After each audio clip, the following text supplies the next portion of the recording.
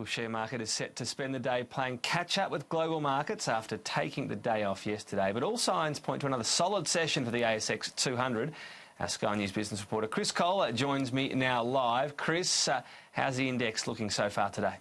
Good morning, Tom. Look, investors have come back refreshed from a long weekend and certainly pushing things higher this morning. We are up 1%, 64 points on the local share market at 6,508 points. So a pretty warm welcome back into the week here, regaining 6,500 points for the first time since mid last month.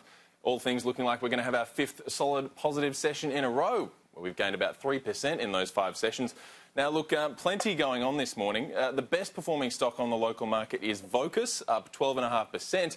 That is because yet another takeover offer has been lobbed the way of Vocus, $3 billion coming by AGL Energy. It is indicative and non-binding, but investors certainly seem like they're up for the chat once again. This will be the 4th time that Vocus has opened its registry for a look in 2 years. So the most recent of which being EQT Group, which walked away just last week. So look, the roller coaster continues there for Vocus, 12.5% higher today. AGL, the company behind the bid, down 5.8% today. So an interesting morning there, you could say, absolutely. So plenty going on in the local market, but up about 1% as I speak to you, Tom.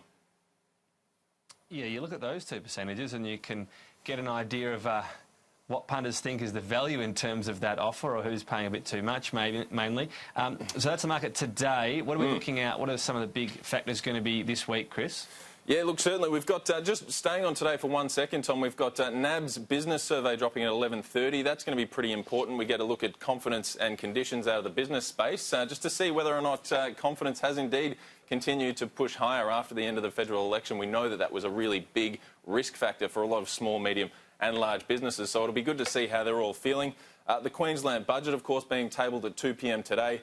But the big one this week is going to be employment numbers released on Thursday at 11:30. We know that the Reserve Bank has firmly hitched its wagon to employment figures, and so anything more positive than expected, and perhaps a bit of a breather there from the Reserve Bank with regard to these rate cuts that everybody is expecting to be pushed through. Anything less positive than expected will be, people will be talking about cuts coming thick and fast there, Tom.